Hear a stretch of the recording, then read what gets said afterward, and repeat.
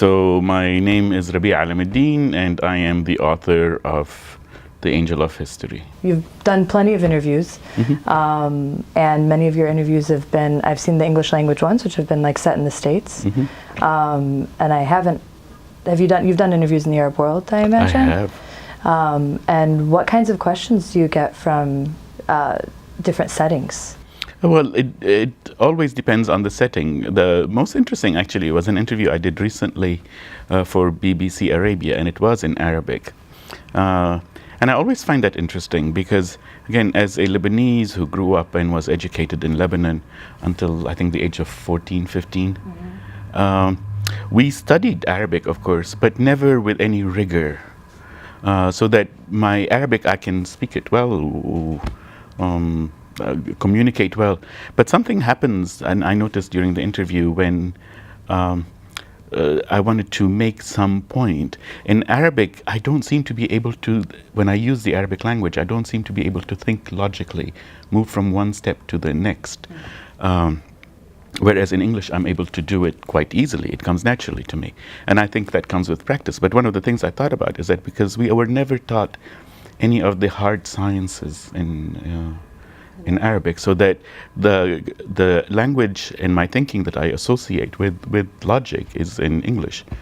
Whereas, to flip it, whenever I get angry or want to scream at Trump or whatever, I do it in Arabic.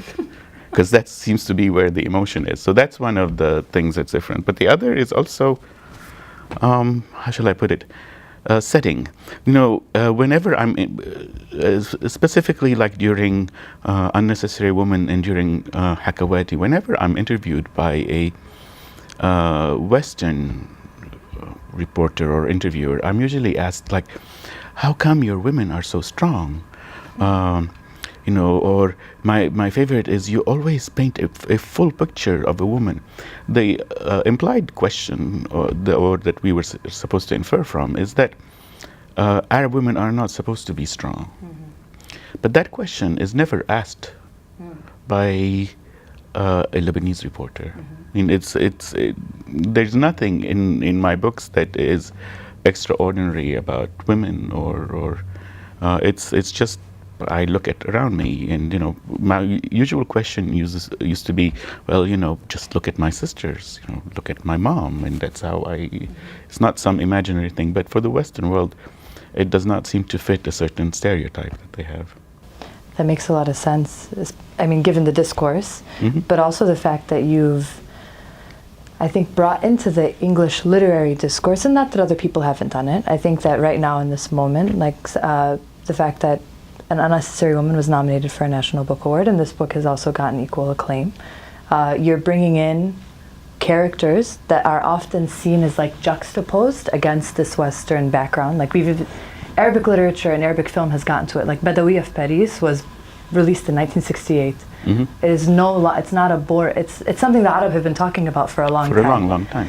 Whereas like now you're bringing these into the English language discourse, or this discourse community, and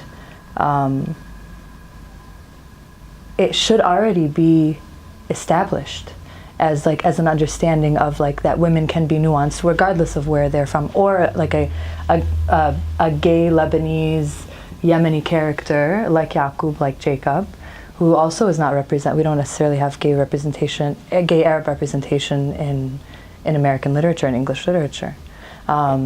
When you write these characters, when you write from the perspective of these characters, my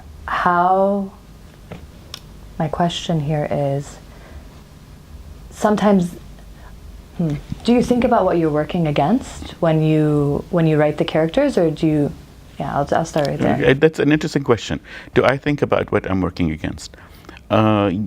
Yes, in some ways. I am part of this world. No matter how I look at it, I'm an American who lives in today's society. So that is always at the top of my head. So as an example, when I started writing Unnecessary Woman, I was thinking, a reflection on me and how I was treated, the only reason that I was not made unnecessary was because I was a writer. At the first, I didn't even think about male or female, but that I was a writer. So I started thinking, what would happen to a character who is like me, but doesn't have the how shall I put it, my sort of distractions, as you know, I'm allowed my idiosyncrasies because, oh, you know, he's a writer. And it's like, oh, an artist, you know. It's like it is sort of a social contract that allows me to do what I want. Who else is allowed? And that was sort of a discussion for me. So, but even though I am part of this world and I live in it, once I start writing, I am no longer writing to defend a position or to, you know, like, as much as I am a feminist, I did not write An Unnecessary Woman to defend women. But since I am a feminist by nature, anything I do is almost comes out. There's the same with Angel of History. I did not sit down and go, oh my God, I must attack this or I must attack. What I started feeling was a lot of anger, and I could not figure out what I was angry about. So that when I sat down to write, all these things started to happen. But at the same time, because I live in such and such a society, that I am informed by, you know, Lebanon, I am informed by, you know, this country, I am involved by everything. Everything informs my work. So yes, it is it becomes part of the work, but it is never directly addressing that. I feel like it seems like there are multiple readings of the works, right? Yes. As with anybody. Yes. And so like a superficial reading will be like, An Unnecessary Woman is a feminist text, or this is like a queer feminist text. You could even argue, right? Especially, and we'll talk about Auntie Badi'a and other characters. But that's, as a writer, that's not the purpose of writing. It's not, like you're saying, it's not to write just a purely feminist text. It happens to be feminist just by the nature from which you're writing. And it's the same as we've had this discussion lately. Quite a few people are talking about, you know, what makes a book political or whatever. In my opinion, everything is political. Every book is political. And since I am by nature a political person, then of course it is reflected in my book. I can't. It doesn't. There's no way it will not be reflected. The problem begins to happen when a book is, you know, when they say it's political. Usually, what they mean by it's a bad book, because the message then becomes much more important than the actual novel. And with me, I work the other way around, where, you know, my novel has a message, but I'm actually not thinking about the message when I'm writing it. Sure, and that's, I think that's evident given the fact that your books have also garnered so much attention in the, how do I say this? That they've garnered so much attention in the like general aesthetic sphere in America, where as opposed to in like purely political spheres, where like then these are hailed as like activist books or things like this. And I think it's very convenient in this sort of like literary landscape to take a writer of color, take a writer who isn't necessarily like just white, and like by default, and then ask them aesthetic questions. Then you probably get a lot of other questions that are sort of like supposed to pick apart the political angles of your text. Whereas by nature, what you're saying is you're very political. It's a different thing. Again, it is usually being a political writer, or, you know, if you want to call it a feminist writer or a queer writer or whatever. It's usually directed at, shall we call them, writers of minority origins. And it's always interesting because when they bring up examples of the stuff, it's because, I mean, part of it is because we are outside of the mainstream, so we experience politics and oppression, and it's very different, right? So a white man can write about a couple in Minneapolis going through, you know, anxiety about divorce, and it can be considered a masterpiece, and it might be, and it sometimes it is. But if for me, writing about that becomes not that not interesting, because there are much more demanding and urgent subjects or urgent needs that I have that are not being met by society. Do you write what you want to read? Yes, always, always. I mean, I started writing because I could not figure out why the books that I wanted were not out there. When did you start writing? 1996, I think, maybe, end of 95, beginning of 96. I was tired of the AIDS books that I was reading, and I found them to be lovely and poetic, but my experience was not lovely and poetic. And I was angry, which is a recurring theme. Achilles and me, we're best friends. And so I sat down and wrote the book that I wanted to read. Yeah, I mean, and I also don't want to talk about like your whole collection, but I could talk about like Kool-Aids, for example, which is that the book that you're talking about, right? Kool-Aids is like aesthetically, the way that things sort of happen, like as a text, is like beautiful. It's weaving. It's all of those things, but it's coming out of it's obvious that it's coming from an angry place or a place of frustration, and very much so. And so is this one. Yeah. And so is Unnecessary Woman. Can you talk about The Angel of History and what Sure. this process was like for you to write? Well, partly it again, I think I started by saying that I noticed that I was getting angry at the stupidest things. I was getting angry at friends who were just having fun. And then I noticed that I started seeing friends who died 20 years ago, and I would see them on the street. And I mean, I knew they were dead. I wasn't as maladjusted as Ya'ub, but and then I realized that there were a lot of things that I had not dealt with, even though it's been so long. So the idea of how we remember as a society and how much we cover up became extremely important to me. So I used, in some ways, AIDS and as a metaphor for how we just tend to be oblivious. And I think we're living at a time where oblivion is a national pastime. I mean, I was watching Trump before the election. There'd be one scandal after another, one most horrific thing after the other. And every time something happens, what happened the day before was forgotten, just completely forgotten. So that by the end, it's just like we got so used to forgetting and just moving on. And what's the next entertainment? And that the whole idea of the Angel of History and that the Walter Benjamin essay of looking back at the Angel of at all that progress and seeing grief and destruction, and that's what I started seeing.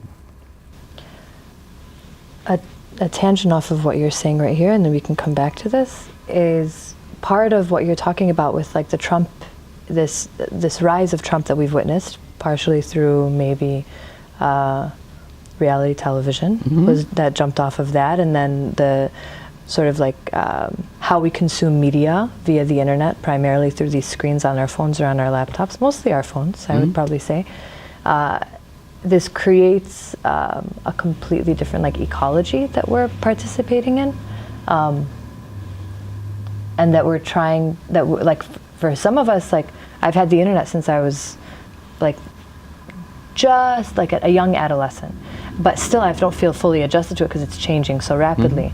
However, you have a very regular Twitter, like a regularly updated Twitter account, Instagram feed, all of these things. How do you navigate this new sort of environment that is, I don't know if you want to call it new, but how do you navigate the technological environment, the digital environment? Well, the thing is, unfortunately for me, it's not new. I was talking to a Lyft driver,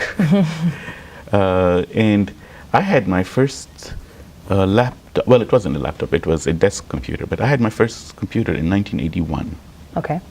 When I first moved here, and I've been sort of online for a long time.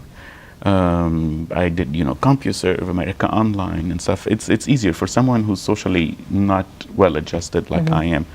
Online services becomes, a lifeline in many ways. But it's also not that difficult if I'm doing well. The Twitter feed, it becomes a release much more than anything. I don't usually interact much. Okay. I just post my stuff. The secret. Yeah, and it's difficult, but partly I pretend that I don't care. That I don't care what anybody thinks. I'm just, you can look at it either way. It's either an orgasm or a, regurgitation. So it's like I get online, I have so much pent up energy, and it's like, let's put up some paintings, and then I'm off. Yeah.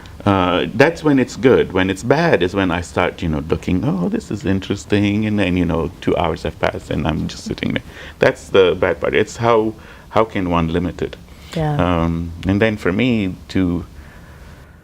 for work, when I'm working, if I'm doing well, which is just, release the energy and then come back to work stuff, I don't bother. But if I'm not, then I just take sabbatical. I disengage. Online, from the online world. But it's difficult to be, I think, I might be mistaken, but I think it's difficult to be a writer in this world. If I'm interested, I'm not a historical novelist. I am a novelist of today. And today, this is what's out there. The online world is what's out there. But, what most people don't remember is Kool-Aids. A lot of the segments were from discussions of people in news groups. So I was using that long before we had, Facebook. That was a format. That was the format. The chat. The chat was just that. That was, Kool-Aids was basically online conversations.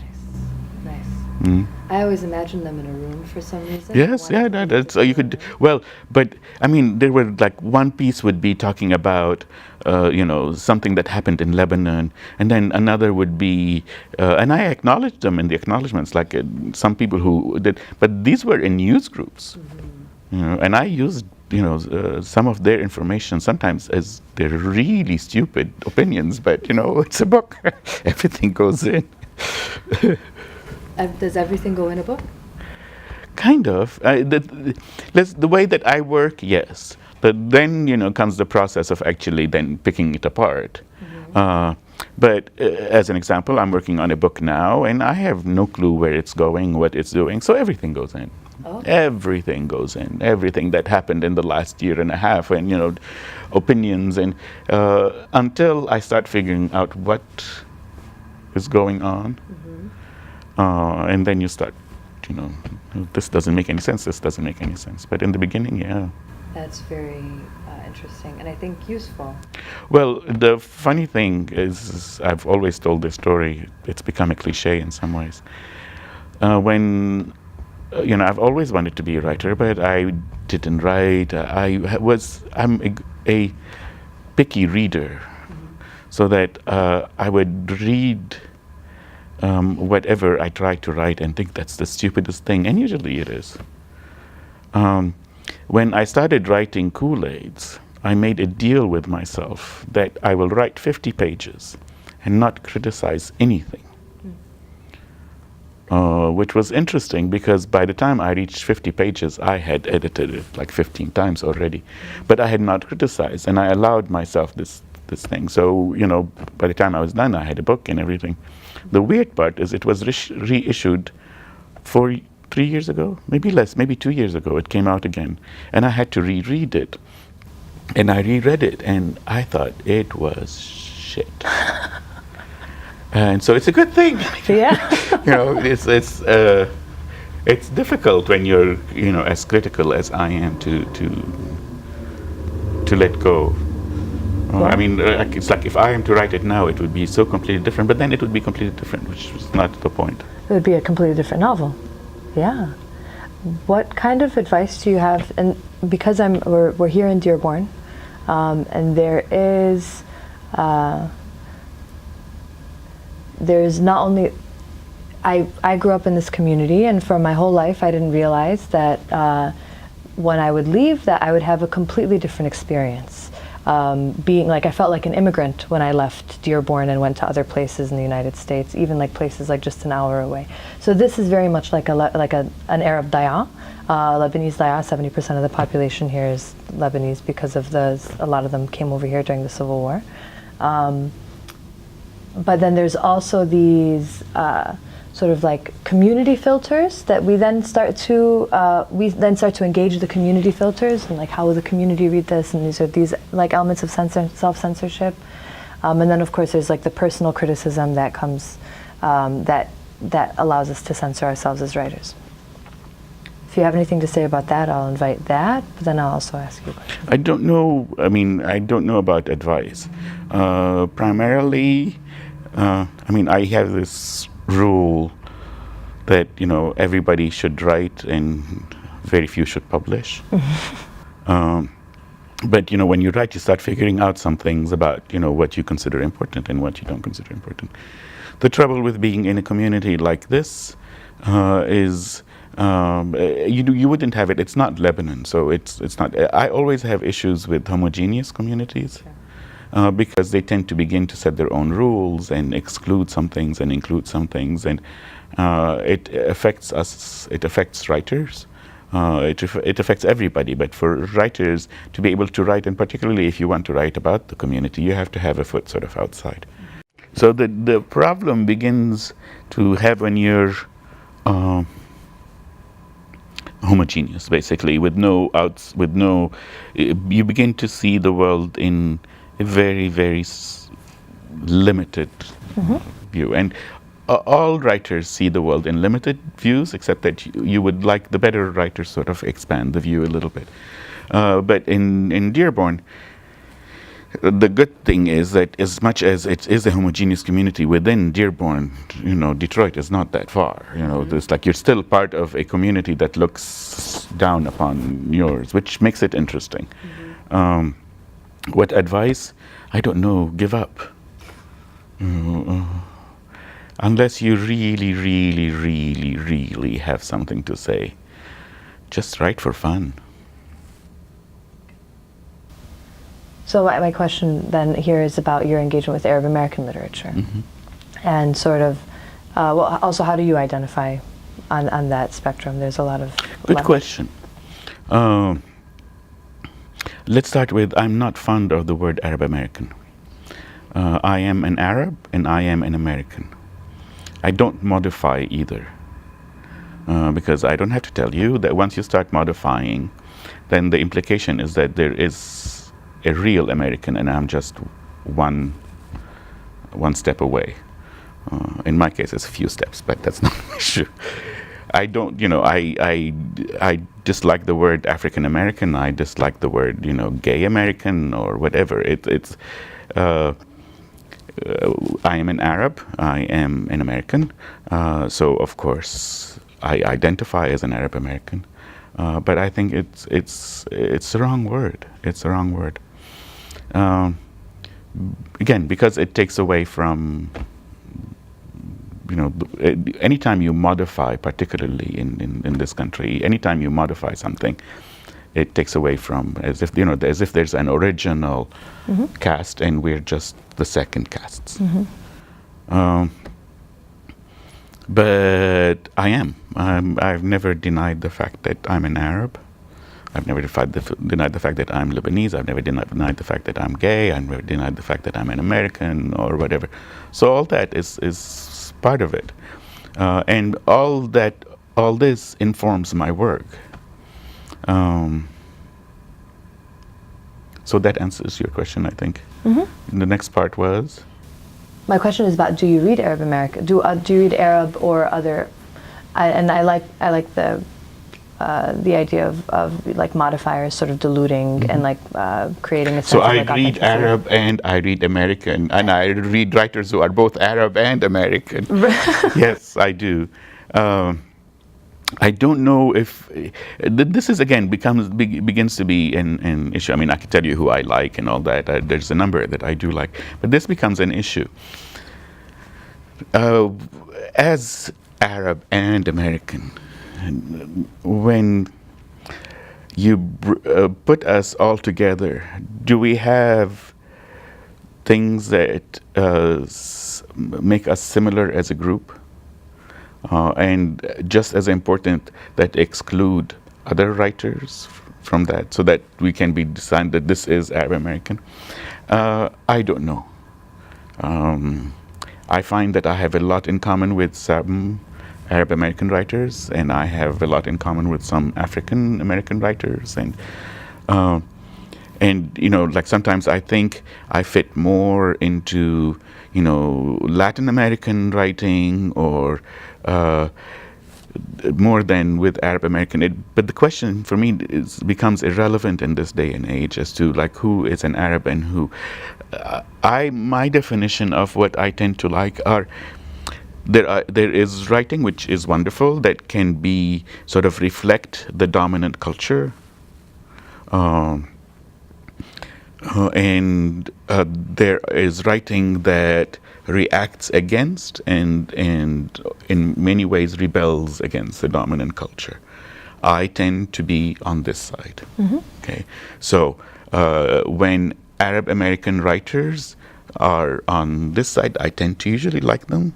Those that tell you how wonderful, the sort of nostalgia for an old kind of living and stuff, which can be absolutely wonderful. But I find that my work has little to do with them. Whereas, they tend to be, you can see it even with, shall we call them the mainstream American writers, they do the same. You've got some like this and some, and it basically becomes a definition as to our relationship and how we fit in. Are we outsiders mm-hmm. or are we insiders? Mm-hmm. I tend to like writers who are sort of not necessarily completely outsiders, but let's just say on the margins of society. Mm-hmm. So as an example, let's pick Toni Morrison might be, part of the canon and everybody loves her, but she's really in reaction to the dominant Correct. Culture. So I tend to identify with her a lot more than, say John Updike. Mm-hmm. And you start with somebody like Philip Roth. When he started out, he was way out here, and I really love his earlier work, whereas the later work I totally respect it, but it doesn't do much for me. So that's where I start to realize that it's not about being Arab American, it's not about being gay, it's not about being left-handed or white-haired or whatever. It's about how well can we inhabit the other. And what that other is what I'm interested in. An Arab American writer can be a wonderful writer, but they might be completely integrated in a society and very happy and so on, and more power to them. But that's not usually what I'm interested in. Right. You mentioned something about kind of like a romanticization of the old country, and are you talking about like the homeland in that usually, sense? Yeah. That actually, for me, that usually is the most boring. It serves a purpose, and it's actually really beautiful at times, really. And I think it's great. Just for me, it's like I am so not interested in the old homeland. Mm-hmm. There's an interesting. I think there's a lot. You talk. There's an excerpt in here where you talk about how many things can you rhyme with olive. Mm-hmm. Okay. That was bad. Well, let's talk about that, right? We have these symbols that have either dominate our the barriers. So the experience of being, I'm going to speak about my experience, right? The experience of being Arab and American in this community right here. Olives are a part of it. We would shuttle like the big barrels back from my grandmother's house in Lebanon, and then we want to write about it, and we want to write about these like symbols. And and then you also have the the like uprooted olive trees that are continuously being destroyed in Palestine and Palestine. So we have these symbols that have continued like to persist in our minds, in our variations of our present and our ideas of our past. What do we do with these symbols? Good question. The trouble is that everybody has used them over and over and over, that it has become a cliche. Which is, again, and the reason it became a cliche was because it's effective, but it's been used. Yes. I mean, look at Arab American writing 40 years ago, look at, 100 years ago. It's yay olive tree. Now what? Burn them. Yeah. Again, that's not to say that what is happening in Palestine is a crime. But we have to figure out if we are to be successful, which for me is all about pushing boundaries and pushing the envelope, which is not everybody's definition of success. You have to come up with something new. Again, he says it much better than I do would, even though I said it, he said it. But there has to be a time where you give up on this nostalgia.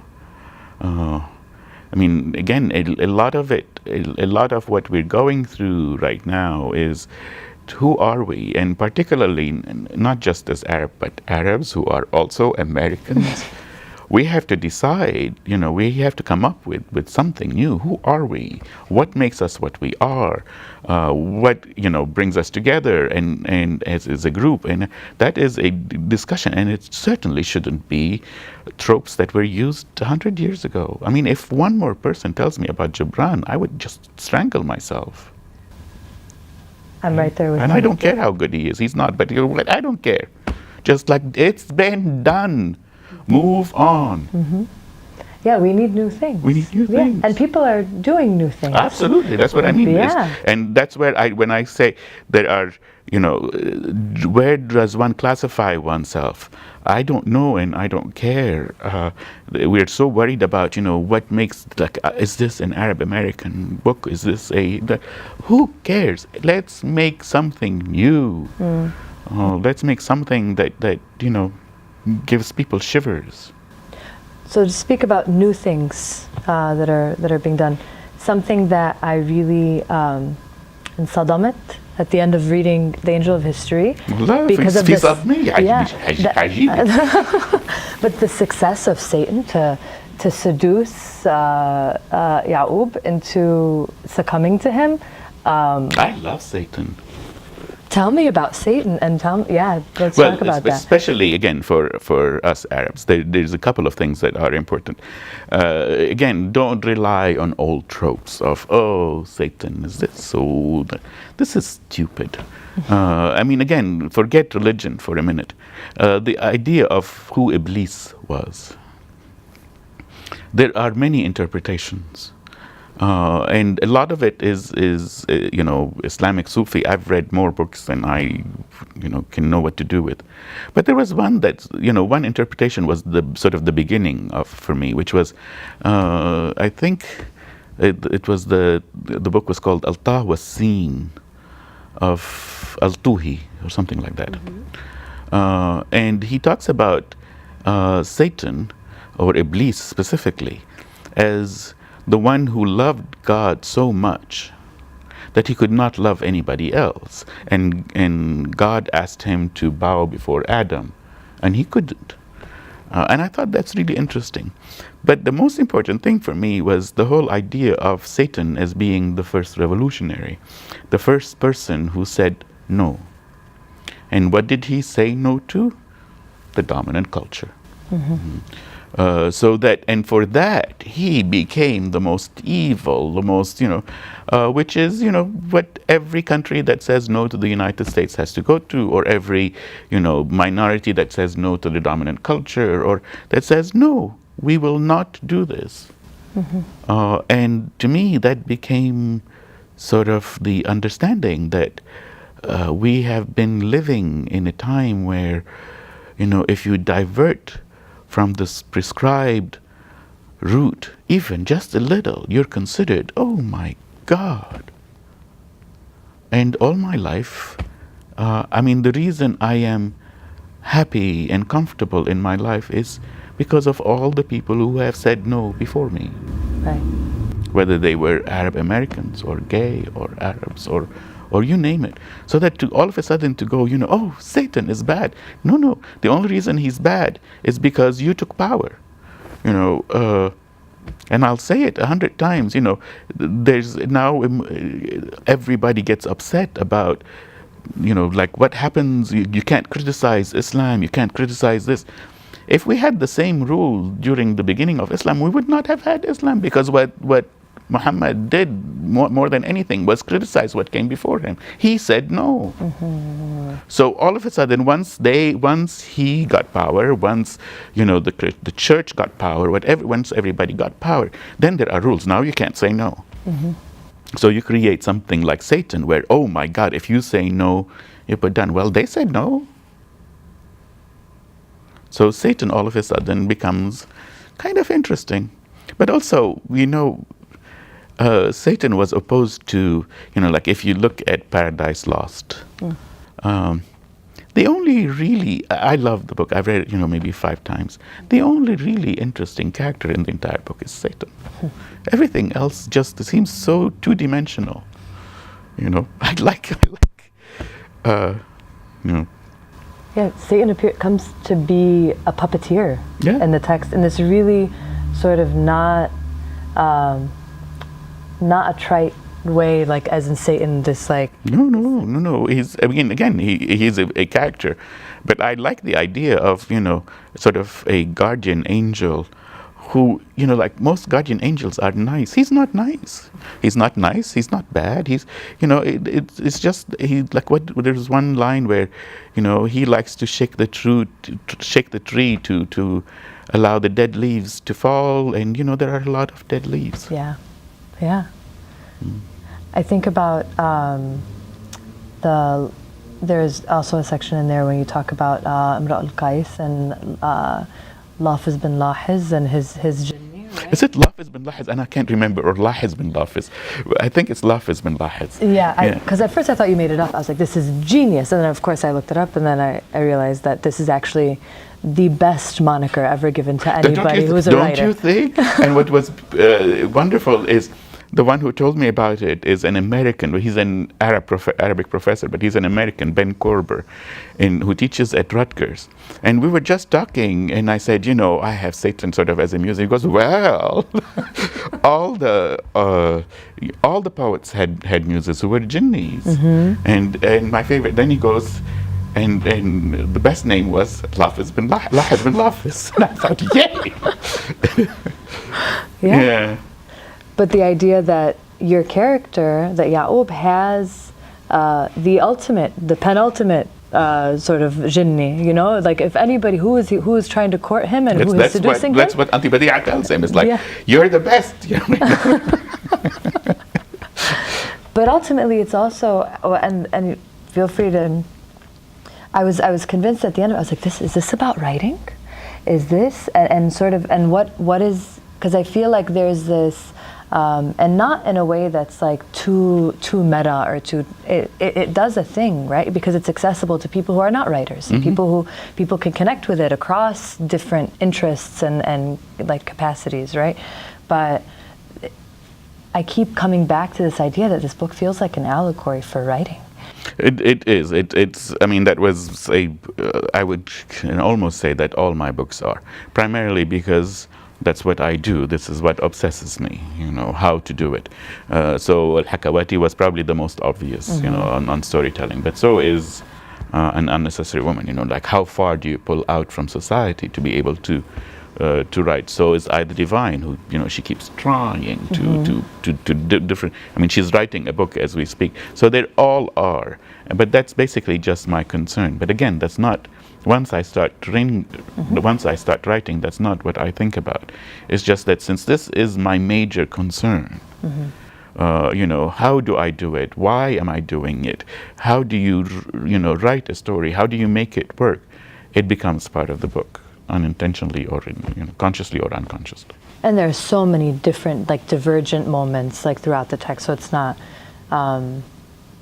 I didn't even know that it was about that, because I was so lost in the other parts of it. I mean, nice. You have to go back to what the main sort of thing that obsessed me with the book is about what we remember and how we remember and what is the balance between, or in this case, the dance between Satan and death.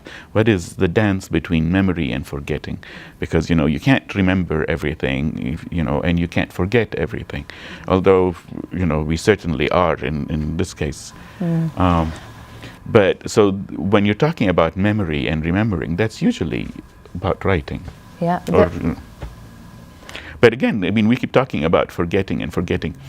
It was about 3, 4, no more than that, maybe 6 months ago, when Giuliani, the ex-mayor of New York, said that we did not have a terrorist attack on U.S. soil until Obama. Huh.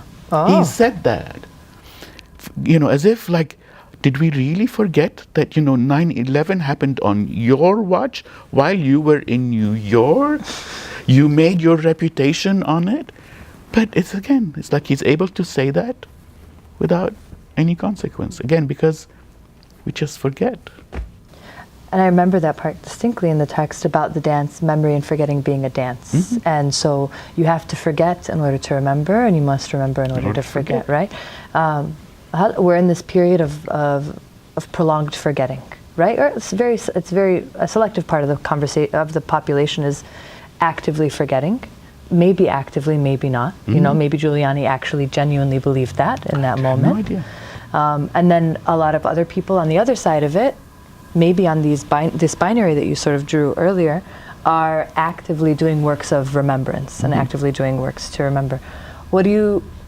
How do you see memory playing into this era that we have now? Well, again, for me, I see it, we're so much into forgetting that any amount of remembering is good. But then at the same time, at some point, you'd have to go, okay, and let's move on. Sure. It goes back to sort of, I hate to say this, but let's bring up the olive tree. The olive trees are important and must be remembered. Unfortunately, if you get stuck in olive trees, that's all you're remembering. Right. So it is this dance. It is this sort of, where are we going? And I don't think there is a right answer. I know that for right now, we need to remember more and remember better. I think remembering better mm-hmm. is a really... But that doesn't mean that, remembering is always a good thing. Sure. Etel Adnan has this really great line, and I think of Cities and Women, where she says, it talks about Beirut, and I think about this in terms of symbols. Old Beirut, oh gosh, people remember only the ghost of this old Beirut. This is before the war, right? And so after the war, they want to remember this Paris of the Middle East, Beirut, which is complete. At this point, it's just it never existed. Exactly. Never, it's ever a complete existed. Fabrication. And sort of I see these symbols that we've carried into our minds and as sort of acts against forgetting, right? But I really like the term. I think remember better. If there's a piece of advice that I will take from this and tweet it at my friends. It's important to remember. It's just that, how much should be forgotten and how much should be remembered. Mm-hmm. And remembering better. I really like that. We're in Dearborn. You're going to get this. I get this question asked all the time. And when into, and everybody wants to know, not only where am I from, what daya am I from, and where my parents are. Where are you from? وين حضرتك؟ حضرتي من لبنان، من الجبل. أمي من بعقلين، بيي من عيتات. بس للمظبوط نحن من بيروت. هلا بس أنا خلقت بعمان، ربيت بالكويت. صرت عمري 10، تركت أهلي وجيت على بيروت. بعدين تركت بالحرب. بس تقريبا بسكن شي 2-3 بالسنة ببيروت كل حياتي. Nice. And where are your favorite neighborhoods in Beirut? Where do you like to spend your time? بالبيت عند أمي. Nice. وين الأكل؟ نجيبكم.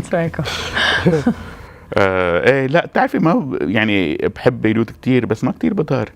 بالنسبة لي بيروت عائلتي بيجي بيسألوني مطاعم ما عندي أي فكرة. بس كمان للمظبوط يعني بسان فرانسيسكو ما بظهر. Okay. I like the long answer.